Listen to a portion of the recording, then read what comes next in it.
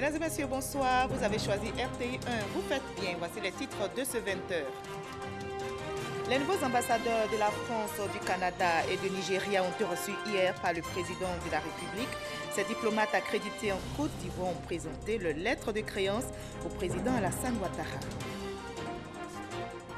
CGC Académie 2017 a refermé ses portes. Les lauréats sont connus. Le grand prix a été remporté par le jeune Aboubakar Karim. Les lauréats bénéficieront d'un accompagnement et d'un réseau de financement important. La Côte d'Ivoire est présente à la 39e édition du Salon international du tourisme en France. Le salon est ouvert depuis mardi à Paris. La délégation ivoirienne fait la promotion des richesses culturelles et touristiques de la Côte d'Ivoire. Le salon réunit plusieurs professionnels du secteur. Le maire de la commune de Port-Boué n'est plus. Hortense Akangui est décédée dans la nuit d'hier. Aujourd'hui, ici à Abidjan, militante du PDCI, elle a été maire de Port-Boué pendant des décennies. Nous serons en ligne dans ce journal avec le secrétaire exécutif du PDCI pour nous éclairer sur les circonstances de son décès.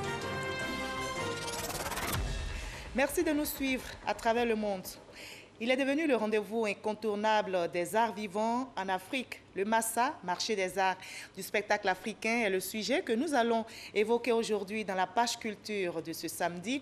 La 10e édition aura lieu à Abidjan du 10 au 17 mars 2018. Artistes et opérateurs culturels vont également célébrer le 25e anniversaire du Massa. À quelques mois donc de ce grand rendez-vous culturel, où en est-on avec les préparatifs? Quelles sont les innovations? Professeur Yacouba Konaté, directeur général du Massa, nous répondra dans quelques instants. Bonsoir, professeur Yacouba Konaté. Bonsoir, madame. Alors, après les 8e Jeux de la francophonie, la Côte d'Ivoire se prépare à organiser un autre événement international. Il s'agit donc du marché des arts du spectacle africain. Alors, les Jeux, ça a été un fantastique moment de rayonnement international de la Côte d'Ivoire. Et après ce défi qu'on a su relever, maintenant, nous revenons à ce qu'on pourrait appeler les fondamentaux de notre culture. Et le Massa a l'avantage d'être un événement qui s'inscrit dans la régularité. Et vous nous en direz davantage dans la page culture. Ce sera seulement dans une trentaine de minutes. À tout à l'heure, donc, professeur Yacouba Konaté. Nous partons pour le palais présidentiel où 3 nouveaux ambassadeurs ont été reçus hier par le président de la République. Les ambassadeurs de la France, du Canada et du Nigeria accrédités en Côte d'Ivoire sont allés présenter leur lettre de créance au président Alassane Ouattara. On fait le point avec Viviane Aïmé. Son Excellence, Monsieur l'ambassadeur désigné de la République française. Renouvellement à la tête de plusieurs missions diplomatiques accréditées en Côte d'Ivoire. Ce vendredi 29 septembre, les nouveaux ambassadeurs de France, du Canada et du Nigeria ont présenté leur lettre de créance au président de la République Alassane Ouattara au palais présidentiel, prenant ainsi officiellement fonction. Le nouvel ambassadeur de France, son Excellence Gilles Huberson, est militaire de formation, ancien élève de l'école spéciale militaire de Saint-Cyr. Il a été précédemment ambassadeur de France au Mali de 2013 à 2016, puis ambassadeur de France à Port-Louis, à Maurice. Son Excellence Gilles Huberson accueille avec une grande détermination cette nouvelle affectation. Je suis très heureux d'être ici à Abidjan, très heureux d'être ici en Côte d'Ivoire. Et puis en même temps, je remercie le président, son Excellence, de la confiance qu'il m'a accordé en acceptant ma nomination, bien évidemment. Et dans un troisième temps, je voulais vous dire ma volonté, mon engagement sincère et fraternel pour développer encore une relation bilatérale qui est historiquement exceptionnelle. Mais vous pourrez compter sur moi pour développer encore cette relation. Conformément à ce qui est devenu coutumier, c'est une femme qui en remplace une autre à la tête de la mission diplomatique canadienne en Côte d'Ivoire. Son Excellence Julie Schuldeis a présenté vendredi ses lettres de créance au président de la République, Alassane Ouattara, au palais présidentiel. Le nouvel ambassadeur du Canada a longtemps exercé au sein d'agences gouvernementales nationales et internationales dans les domaines de l'humanitaire, de l'aide au développement, de la santé publique et de la programmation multilatérale. Elle entend mettre à profit son expérience acquise pour réussir sa mission. Il y a plusieurs domaines où nous avons des intérêts communs ou des travaux qu'on peut faire ensemble. Alors, par exemple, je peux penser à la sécurité dans la sous-région, l'importance de respecter les engagements des accords de Paris liés au changement climatique, ainsi que l'importance de l'autonomisation des femmes et des filles pour améliorer la situation au niveau lié à la réduction de la pauvreté, ainsi qu'à la croissance économique. Alors, durant mon mandat, je vais particulièrement me pencher au niveau commercial. Alors, j'étais ici depuis quelques jours, j'ai déjà vu à Abidjan jusqu'à quel point la ville et le pays est en train d'avoir une grande croissance économique. Alors, dans les prochaines années, j'espère que je pourrai travailler avec mes collègues pour approfondir, agrandir et diversifier les relations commerciales et économiques entre le Canada et la Côte d'Ivoire. Nouvel ambassadeur de la République fédérale du Nigeria en Côte d'Ivoire, son Excellence Ibrahim Issa, a déjà occupé plusieurs postes de responsabilité, tant au ministère des Affaires étrangères dans son pays que dans les représentations diplomatiques nigérianes à l'étranger. Nommé ambassadeur plein à la tête de la mission diplomatique de la République fédérale du Nigeria en Côte d'Ivoire, il entend travailler à la poursuite des bonnes relations qui se sont instaurées entre la Côte d'Ivoire et le Nigeria, sous la houlette du président de la République Alassane Ouattara et des présidents Goodluck Jonathan, puis aujourd'hui Mohamed Bouhari. La Côte d'Ivoire et le Nigeria sont des pays frères. Il y a environ plus de 3 millions de Nigérians qui résident en Côte d'Ivoire. Avec ce grand nombre d'habitants nigérians en Côte d'Ivoire, et c'est la raison pour laquelle nous devons intensifier nos relations. Vous savez que le président de la République de Côte d'Ivoire, M. Alassane Ouattara, et le président de la République fédérale du Nigeria, M. Muhammadu Buhari, sont de très grands amis. En tant que diplomate, cela est mon devoir de renforcer ces relations d'amitié qui existent déjà entre ces deux présidents. Revêtus désormais de tous les honneurs et prérogatives dus à leur rang de premiers représentants de leurs pays respectifs en Côte d'Ivoire, chacun des ambassadeurs a reçu les honneurs militaires rendus par un peloton de la garde républicaine sur l'esplanade du palais présidentiel. Et notez également que le vice-président ivoirien était ce matin à Aboissau, dans la capitale de la région du Sud Comoé. Daniel Kablan-Duncan y était pour lancer la première édition du festival Agnentier. C'est une plateforme de promotion des valeurs culturelles, gastronomiques, touristiques, commerciales et économiques de la région du Sud Comoé. Nous y reviendrons dans nos prochaines éditions. On a appris cette triste nouvelle aujourd'hui. Le maire de Port-Bouët n'est plus. Hortense Aka Angui a quitté le monde des vivants. Pour nous éclairer donc sur les circonstances de son décès, nous avons en ligne le secrétaire exécutif du PDCI RDA. Bonsoir, Monsieur Maurice Kakoudi-Kayoué. Bonsoir, Madame Marie-Laure Morin. Alors, dites-nous la nouvelle du décès du maire de Port-Bouët, également vice-président du PDCI RDA, Hortense Aka Angui. Est-ce que vous confirmez la nouvelle de son décès? Hélas, c'est vrai. Depuis aujourd'hui au petit matin, Mme Aka nous a quittés. La nouvelle est triste, douloureuse, mais elle est vraie. Elle était fatiguée depuis un certain temps. Et ce matin, Dieu l'a rappelé. Alors, ce décès est donc une grande perte pour votre parti. Dites-nous que représentait réellement Hortense Aka Angui pour le PDCI RDA? Ah oui, beaucoup de choses. C'est une grande perte. Et je voudrais profiter de cette occasion pour présenter toutes les condoléances à tous les militants du PDCI RDA, en commençant par son président, le président Rikona Bidje, à la famille biologique de Mme Aka Angui et également à ses enfants et à son époux. Mme Aka Angui est une grande figure du PDCI RDA, fille des pionniers Gabriel Dadier. Elle a été fidèle vraiment à la flamme que son père a allumée avec les Félix Fouet-Boigny. Et elle a été beaucoup au niveau de militantisme en ce qui concerne les femmes. Elle a été présidente de l'association des femmes. Elle a été ministre au niveau de la gestion de l'État. Elle a été ministre, maire de Port-Bouët actuellement. Elle a également été parlementaire. Au niveau du parti, elle a gravi tous les échelons. Elle a même été présidente du 4e congrès extraordinaire et elle est vice-présidente du PDCRDA depuis un certain nombre d'années. Donc c'est une figure emblématique du PDCRDA qui s'en va. Voilà, plein d'expériences, femme pondérée, de toutes les médiations, une valeur sûre. Et aujourd'hui, nous sommes dans le désarroi. Merci beaucoup, Monsieur Maurice Kakou-Dikayue, d'avoir répondu à nos questions. Je rappelle que vous étiez en direct avec nous depuis Gagnoa. Voilà, Hortense Akangui est décédée donc dans la nuit d'hier à aujourd'hui ici à Abidjan. Son décès, vous l'avez entendu, est une grande perte pour la famille, pour sa famille politique, le PDCI RDA, mais aussi pour la commune de Port-Boué, dont elle a été le premier magistrat depuis des décennies. Que retenir de son parcours, de sa vie? Élément de réponse avec Herman Djivi. Hortense Aka-Angui, un nom qui épouse avec fidélité l'identité de la commune de Port-Boué.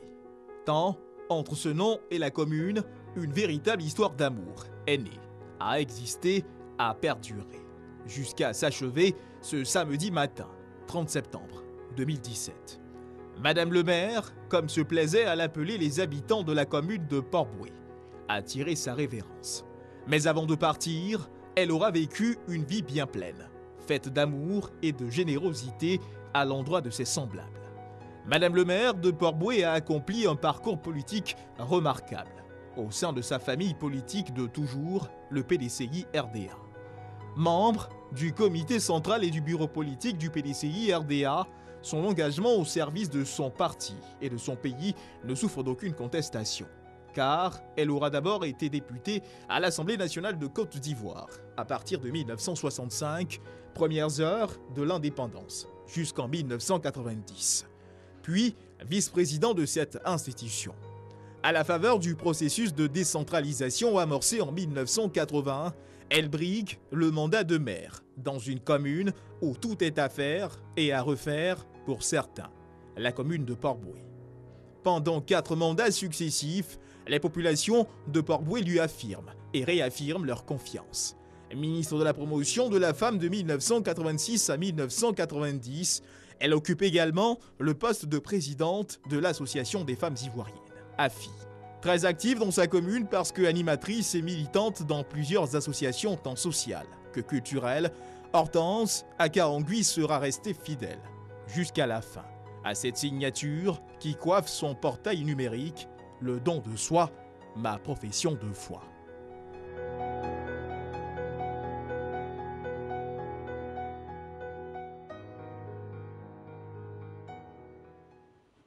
Voilà, ainsi va la vie. Le PDCI perd donc une grande militante, la commune de Port-Boué, un magistrat. La Côte d'Ivoire perd ainsi l'une de ses valeureuses filles. Adieu, Hortense Aka-Angui. Une délégation du Rassemblement des Républicains exprime également sa compassion et son soutien aux commerçants victimes de l'incendie du grand marché d'Abobo. La délégation a échangé avec les sinistrés à la clé d'importantes décisions au profit de ces commerçants. Mamadou Kwasi pour le reportage. Kandia Kamisoko Kamara sur les rues du grand marché d'Abobo, parti en fumée dans la nuit du 16 au 17 septembre dernier. La secrétaire générale du Rassemblement des Républicains, RDR, est allée se rendre compte de la gravité des dégâts. Sur place, elle a échangé avec quelques commerçants ayant retrouvé des tables de fortune pour assurer leur quotidien. À ces hommes et femmes victimes de l'incendie du grand marché d'Abobo, la secrétaire générale du RDR a traduit la compassion de son parti politique avant d'annoncer des mesures de soulagement. C'est la désolation et nous ne pouvons que regretter cela. Et nous profitons aussi de l'occasion pour voir un peu qu'au niveau de nos marchés en général, que des mesures soient prises pour faire en sorte que nous puissions éviter ce genre de catastrophe. Ce marché était prévu pour abriter seulement 1500 commerçants et commerçantes. Et qu'au jour d'aujourd'hui, nous avons plus de 6000 commerçants et commerçantes sur le même site. Évidemment, cela ne peut que créer des désagréments. Et je pense que c'est peut-être l'une des raisons ou l'une des causes de cette catastrophe-là. Donc nous voulons interpeller l'ensemble des Ivoiriens pour que les mesures qui sont annoncées, que ces mesures-là soient respectées pour que nous puissions éviter ce genre de situation. Ce serait plutôt la construction d'un nouveau marché sur ce site et le président a donné des instructions pour que cela se fasse le plus rapidement possible. Le maire de la commune d'Abobo s'est félicité de la promptitude avec laquelle le gouvernement a volé au secours des sinistrés. Adamant Tunkara, au nom des populations, a exprimé sa gratitude au chef de l'État et au RDR. Sur les instructions du ministre de l'Intérieur et du Premier ministre Amadou Gon Coulibaly, instructions qu'il détiennent de M. le Président de la République, prendra tout pour pouvoir recaser tous les commerçants sur des sites qui sont des sites où ils pourront continuer d'exercer leur profession. Après la visite de terrain, la secrétaire générale du RDR, accompagnée de plusieurs membres de la direction du parti, a échangé avec les sinistrés. Des échanges qui ont permis aux commerçants d'exposer leurs préoccupations à la délégation du RDR. En retour, la ministre Kandia Camara a rassuré les commerçants de la reconstruction du grand marché avec une belle part faite à ces sinistrés. Ces commerçants victimes seront réinstallés prioritairement et gratuitement. Mais avant, une enveloppe de 15 millions de francs CFA a été remise aux sinistrés pour se prendre en charge rapidement. Et on en arrive à l'un des titres de cette édition. CGC Academy 2017 a refermé ses portes. Les lauréats sont connus. Le Grand Prix a été remporté par le jeune Aboubakar Karim. Son start-up s'occupe de la gestion d'exploitation agricole du diagnostic phytosanitaire. Les lauréats bénéficieront d'un accompagnement et d'un réseau de financement important, comme nous l'explique l'enseignant Bakayoko. Ils sont 6, les lauréats de l'édition 2017 du Business Plan Competition de la CGC Academy. Mais le Grand Prix, c'est lui, Aboubakar Karim, 21 ans, a remporté la première place. Sa start-up spécialisée dans le domaine du service conseil agricole est sur un cercle vertueux qui lui laisse présager un avenir prometteur, estime le jury. Un moment de grande émotion.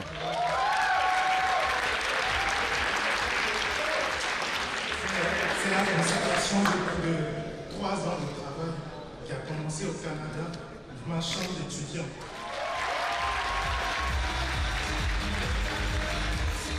Diplômé en économie agricole de l'Université de Laval au Canada, Aboubakar Karim se positionne comme un as de l'agriculture. Déjà lauréat 2017 du prix Tony Eloumelou, il veut surtout permettre aux producteurs agricoles ivoiriens de mieux connaître leur terrain, leurs besoins et d'adapter leurs pratiques de production aux indicateurs appropriés. On utilise des drones en agriculture. Notre objectif, c'est de pouvoir banaliser ce genre de technologie en Côte d'Ivoire. Pouvoir faire en sorte que chaque planteur en Côte d'Ivoire ait la possibilité de pouvoir faire un survol de drone sur sa plantation de manière à gaspiller moins. Le Grand Prix caresse le rêve de faire de la Côte d'Ivoire un pays où l'agriculture ne dépend plus nécessairement du climat. La CGC ne cache pas son enthousiasme et exhorte les jeunes Ivoiriens à garder l'optimisme. Je voudrais leur dire qu'il ne faut pas qu'ils se découragent. Je voudrais leur dire qu'ils ont beaucoup de mérite. Je voudrais leur dire que l'échec est un succès. L'échec est un succès. Quand on trébuche, on se sert de ça pour mieux marcher après. Ce concours qui travaille à l'émergence de futurs champions nationaux a récompensé les meilleurs dans les domaines de l'industrie, des services, des NTIC, de l'agribusiness et de l'entrepreneuriat féminin. Et des travaux de la CGC Academy, on note la volonté de l'État et du secteur privé, surtout de travailler ensemble pour booster l'économie par la création d'entreprises nationales et de les faire émerger. Le reportage de Francis Boifo. Chef d'entreprise, comment devenir leader ou champion national? Il faut des idées, mais surtout. N'essayez pas de faire tout en même temps, n'essayez pas de prendre tous les projets en même temps, sachant que derrière, vous n'avez pas les hommes qui peuvent faire le travail. Parce que après, c'est votre réputation qui est en jeu. Des astuces pour réussir en entreprise. La CGC Academy a permis aux jeunes diplômés et chefs d'entreprise, ainsi qu'à des opérateurs économiques, de plancher sur la nécessité de développer la Côte d'Ivoire par l'entrepreneuriat et l'investissement. L'initiative des jeunes doit être accompagnée. Dans tous les pays émergents où il y a eu donc le succès économique, l'État choisit, à partir des critères définis sur la base d'une convention tripartite entre le patronat, les banques et l'État, l'État définit donc les critères et ce sont ces personnes qui doivent donc s'appuyer et lancer donc l'économie. 60% du financement du Plan national de développement PND 2016-2020 sont consacrés au secteur privé. Le président de la République a décliné clairement sa vision, transformer l'économie de la Côte d'Ivoire à travers son industrialisation. Nous attendons également du secteur privé que dans leur coopération, nous ayons des vrais acteurs qui mènent à bout les chantiers que l'État leur confie. Nous sommes, nous, secteur privé, au sortir de ces 2 jours de travaux, en mesure d'aller vers le gouvernement en lui présentant clairement une plateforme qui permette de créer les conditions d'une émergence de champions nationaux. Pour certains participants, il faut privilégier la coopération sud-sud pour faire émerger des champions nationaux et résoudre en amont la question du financement des projets. Il y a une croissance des encours de crédit de l'ordre de 20% en moyenne par an. Ça veut dire que les banques continuent à financer l'économie. Qu'il s'agisse d'investisseurs internationaux ou qu'il s'agisse d'investisseurs purement locaux, les banques ivoiriennes trouveront matière à financement. Voilà qui invite les jeunes Ivoiriens à entreprendre pour devenir des champions nationaux et contribuer à l'essor économique de la Côte d'Ivoire. Et Abidjan a aussi abrité la 3e session du Conseil des ministres de l'Union économique monétaire ouest-africaine. La rencontre a enregistré les ministres des Finances des 8 pays de l'Union. Au menu des discussions, la situation économique dans l'espace UEMOA. Explication détaillée avec Jean-Jacques Kwame. Concernant la Banque centrale des États de l'Afrique de l'Ouest, BCEAO, le Conseil des ministres de l'Union, qui se réunit ce vendredi à Abidjan, a examiné les rapports de la situation économique et monétaire dans l'UEMOA au 30 juin 2017. Le Conseil va également statuer sur la migration des statistiques monétaires vers les normes les plus récentes du Fonds monétaire international. Notre Conseil se prononcera sur un important dossier relatif au traitement des questions de politique générale dans le cadre des programmes appuyés par le Fonds monétaire international et mis en œuvre dans les pays membres de l'Union monétaire. Enfin, la Banque centrale a souhaité informer le Conseil des ministres des principales conclusions et décisions de la réunion du comité de politique monétaire de la BCEAO tenue le 6 septembre 2017, ainsi que de l'état d'avancement du projet de promotion des bureaux d'information sur le crédit dénommé BIC dans l'UEMOA. Entre autres points à l'ordre du jour de cette 3e session du Conseil, le recouvrement des créances sur près de la Banque ouest-africaine pour le développement BOAD, le projet de décision portant annulation des produits du prélèvement communautaire des solidarités. Rappelons que lors de la 2e session ordinaire du Conseil des ministres en mars dernier à Dakar, 7% est le taux de croissance attendu dans cet espace de l'Union, Union qui compte 8 pays avec environ 90 millions d'habitants. Et dans le domaine de la défense, on notait que les festivités marquant la commémoration de Saint-Michel, fête des parachutistes, se sont achevées hier vendredi au 1er bataillon de commandos de parachutistes à Akwedo, à l'ancien camp. Notez que cette cérémonie a été marquée par des démonstrations de sauts parachutistes. Illustration avec Abou Sanogo. Saint-Michel, le patron des parachutistes, était à l'honneur au 1er bataillon de commandos et de parachutistes à Akwedo. Fête des parachutistes, elle est avant tout l'occasion pour les militaires de se rassembler autour des valeurs des armées et plus particulièrement ce jour-là des traditions propres à la spécificité parachutiste. Démarré le samedi 23 septembre dernier en présence du ministre d'État, ministre de la Défense Ahmed Bakayoko, les festivités se sont achevées autour d'activités de cohésion marquées par des démonstrations parachutes. Plusieurs sauts ont été effectués. La hiérarchie militaire et le public ont pu profiter de ce moment d'unité et de fraternité au sein de la grande famille des parachutistes.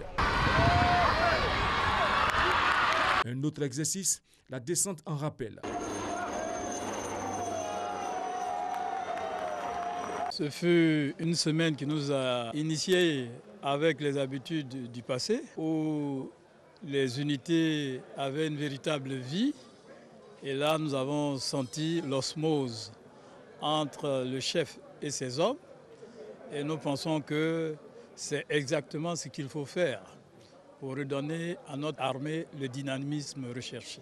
C'est plutôt un défi parce qu'on ne peut plus redescendre, mais on ne fera qu'aller de l'avant.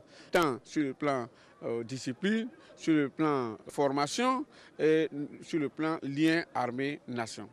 Cette fête a été également marquée par la présence des anciens du 1er bataillon de commando et de parachutistes, initiateurs du port du béret rouge dans ce corps. Je leur dis d'être disciplinés et de protéger les civils. Tout ce que nous avons appris à faire, su faire, c'est travailler. Et travailler pour l'armée, travailler pour la population, donc pour l'État de Côte d'Ivoire. La mission de commando et de parachutistes consiste à mener des actions aéroportées sur les lignes arrières de l'ennemi. Et ces actions portent sur l'infiltration en milieu hostile, sur le renseignement, sur la destruction et la neutralisation d'objectifs. Les festivités avaient pour thème le rôle de l'armée dans la construction de l'État-nation. Le dossier de ce 20h nous conduit dans la commune d'Agamé où Issaka Koriba, âgé de 45 ans, reçoit chaque jour entre 300 et 400 patients. Et tous sont victimes de fractures de tout type. Après quelques séances de massage avec du beurre de karité, le patient retrouve l'usage de sa jambe ou du bras fracturé. Notre reporter Hamza Diaby l'a rencontré pour vous. Voyons son dossier. Ce lundi matin, Adeline se rend à son travail. Couturière de formation, c'est ici, au quartier magasin, qu'elle exerce depuis 6 ans. Si elle peut aujourd'hui faire aisément usage de ses jambes, ce n'était pas le cas il y a 2 mois et demi quand nous l'avons rencontrée à Djamé, chez un guérisseur. Je suis venue par rapport à mon pied là. Il y a eu un accident, ça fait 1 mois, quelques jours, puisque les gens parlent de monsieur qui est ici. Donc je dis, je vais venir essayer ici aussi pour voir. On dit, c'est un monsieur ici, les pieds, quel que soit ton problème, tu es cassé, tu es déplacé, il aide les gens. Après 78 jours de traitement, le travail peut donc reprendre pour Adeline. C'est quelque chose que moi je n'ai jamais dans ma vie. Donc du coup, moi je connais qu'elle, déjà, bon, son pied était cassé pour elle ne peut pas se rétablir. Mais grâce au monsieur, bon, c'est comme... miracle. Pendant 2 mois, quelques jours, il a tiré mon pied jusqu'au jeudi, ça va. Par la grâce de Dieu, ça va. Je marche bien, je ne prends plus béquille, rien. Je marche moi-même, je fais ce qu'il faut. J'ai même repris le travail lundi, je suis passée. D'ici à la fin de ce mois, je vais partir pour le remercier. Guérisseur réputé, chevalier dans l'ordre du mérite ivoirien, Issaka Koriba est le responsable de l'ONG Espoir Handicap, une structure qui accueille les victimes de tout type de fractures. Si vous me faites traiter, ça me fait 3 mois. Je suis ici pour le traitement, mais ça commence à aller. Avant les 3 mois, je n'arrivais pas à marcher, mais maintenant j'arrive à mettre le pied à terre. Premier site, tu voyais, Osla était dehors. Mais maintenant, quand il est venu, il a commencé son médicament. Il reste petit comme ça, que cela va partir. Mais je peux soulever le pied maintenant, mais avant je ne peux pas soulever le pied. J'ai accompagné ma patronne pour les soins. Moi-même, j'ai été victime de mon pied. J'ai glissé et suis tombé, le pied est cassé. Et c'est ici, il m'a suivi. Et aujourd'hui, ça va. Ici, l'ordre et la discipline sont les maîtres mots. C'est toute une organisation qui est mise en place. Quand ils viennent comme ça, on prend les pièces d'identité et puis on les enregistre. On prend le nom, le sexe, l'âge, le lieu où ils habitent, le numéro, le contact, comme ce qu'ils font comme activité, et puis comment ils sont arrivés ici, quel cas de maladie, si c'est une fracture, une entorse ou bien une luxation. Des morceaux de bambou, du bandage et du beurre de karité, le tout manipulé par des mains expertes, voilà le secret du succès d'Issaka. Aucune fracture ne lui résiste. Je suis né à Bono vers Bofle là. C'est un don. Les parents, c'est ce qu'ils font. Le parent a pu loger. Après le lever, moi, il a commencé. C'est ça. Après moi, les enfants aussi vont venir commencer. On ne demande rien. C'est pas payant, c'est gratuit. Celui qui est guéri, s'il vient faire un geste, c'est ça. S'il ne vient pas aussi, c'est ça. On ne demande rien. Cette ONG aux allures de centre médical reçoit chaque jour depuis 12 ans entre 300 et 400 patients venant de tous horizons. Parmi eux, des anonymes, mais aussi des plus connus. Reconnue par l'État de Côte d'Ivoire, la structure que dirige Issaka travaille en collaboration avec le ministère de la Santé et de l'Hygiène publique. Les malades sont enregistrés. Après enregistrement, chaque 2 mois, on fait un rapport d'activité pour déposer au ministère de la Santé. Donc, ils sont suivis. On a besoin, en tout cas, d'espace. Ici, l'accès n'est pas facile. Si on a un grand centre bien aménagé, bien fait, comment ça on est content pour ça. Deuxièmement, les personnels qui sont ici, là, ils ne sont pas salariés, ils ne sont pas payés. Si ils sont subventionnés par l'État aussi, comment ça nous fera plaisir. On a des malades qui dorment ici, ils n'ont pas de place même pour dormir.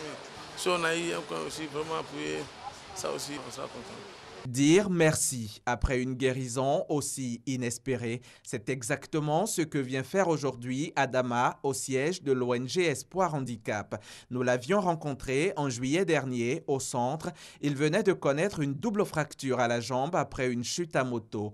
Environ 3 mois plus tard, il est debout sur ses 2 jambes, même s'il est quand même soutenu par une béquille. Adama Coulibaly a retrouvé le sourire. Grâce à Dieu et le docteur, vraiment je retrouve la santé, je retrouve mes 2 pieds.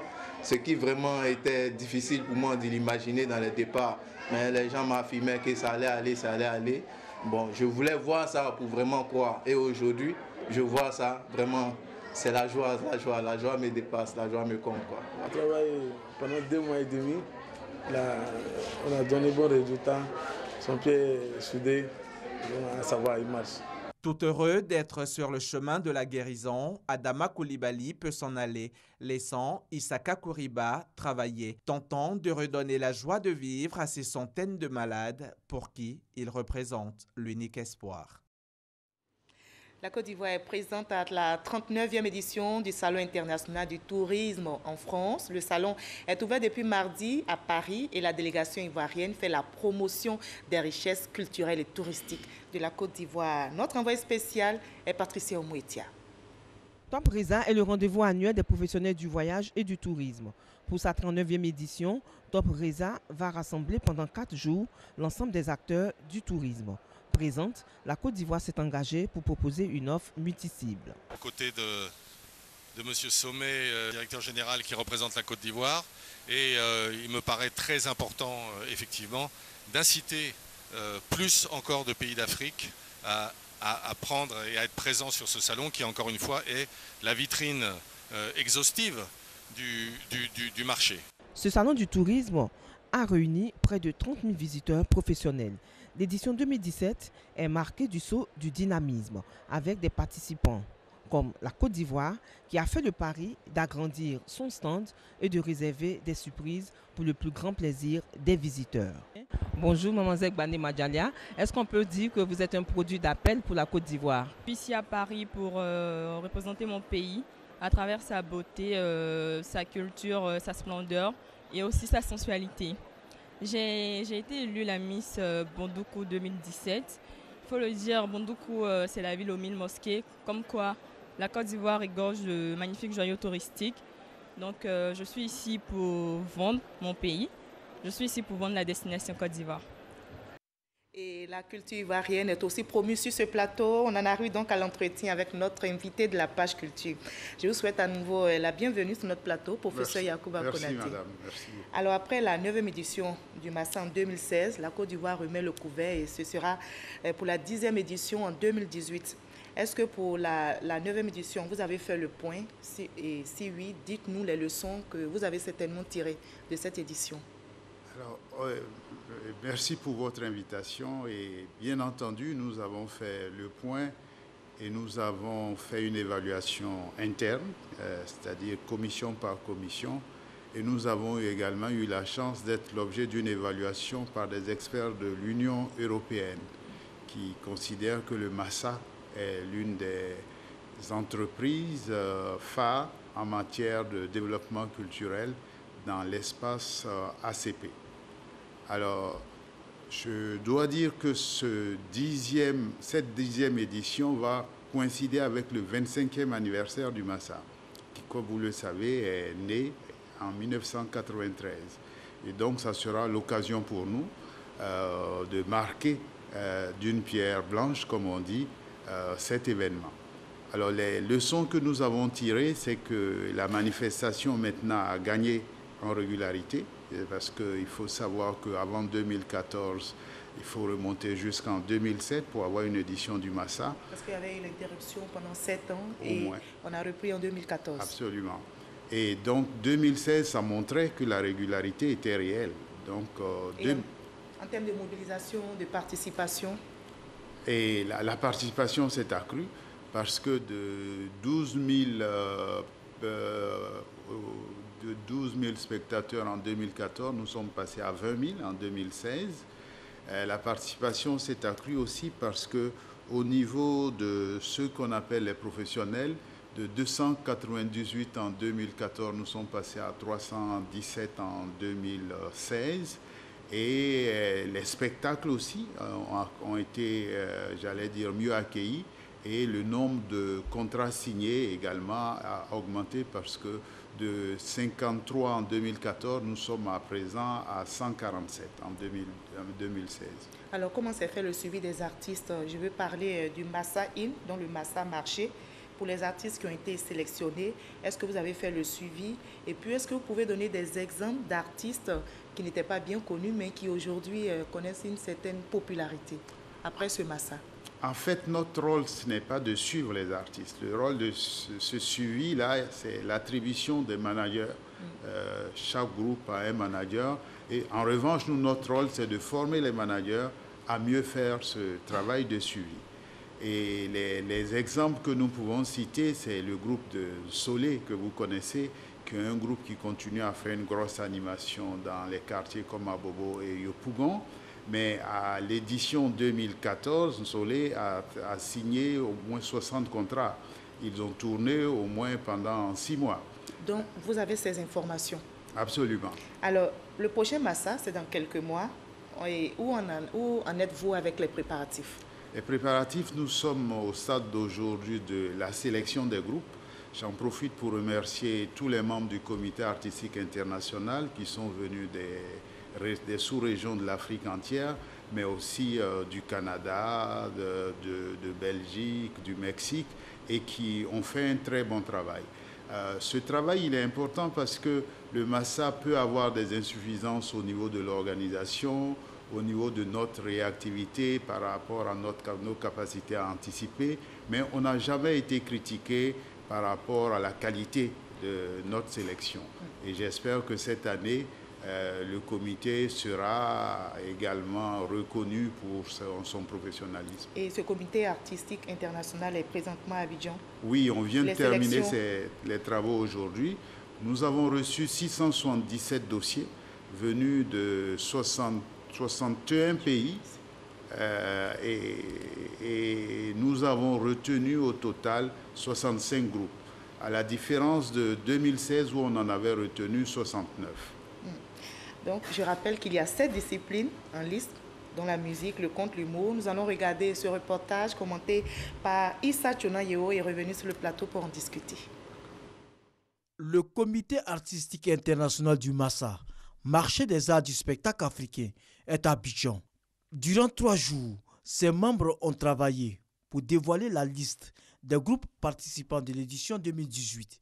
Au terme des travaux, le comité artistique international a sélectionné 65 groupes en compétition officielle, dont 20 en musique, 8 en danse, 8 en théâtre, 8 en conte, 10 en humour, 8 en art de la rue et 3 en slam. On est très content de cette sélection et surtout des professionnels qui se sont réunis pendant tout ce temps-là, pendant 3 jours, pour procéder à cette sélection qui reflète la diversité des expressions culturelles de l'espace francophone, mais aussi de la diaspora. Ce qu'on constate, c'est que le festival devient un festival de danse.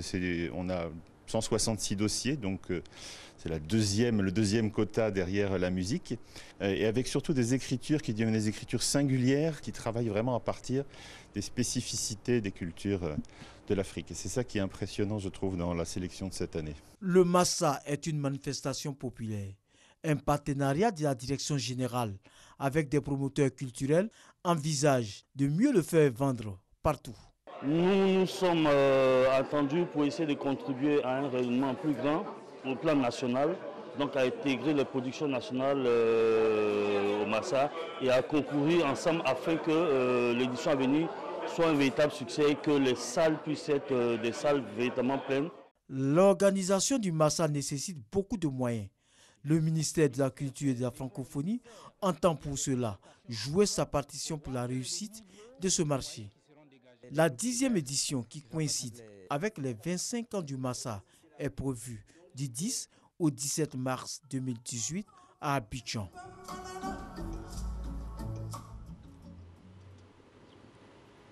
Voilà donc, professeur, d'édition en édition, le Massa innove. Alors dites-nous, pour 2018, quelles sont les innovations? Alors, les innovations essentielles vont porter sur une grosse ouverture que nous allons faire sur les diasporas. Vous savez que le ministère de la Culture a réactivé un programme qui s'appelle la Route des Esclaves, qui est l'opportunité pour nos frères qui sont dans les Antilles et qui sont aux États-Unis de revenir nous voir.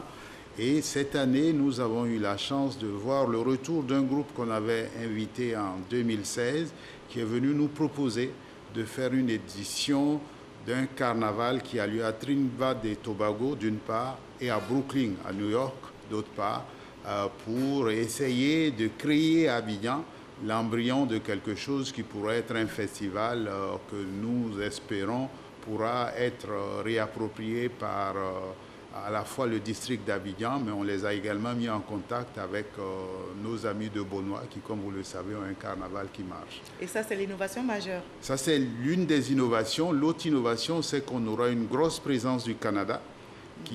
On a une collaboration avec le Conseil national des arts et nous allons réfléchir sur un sujet qui peut intéresser la télévision, qui est la question des spectacles pour les enfants.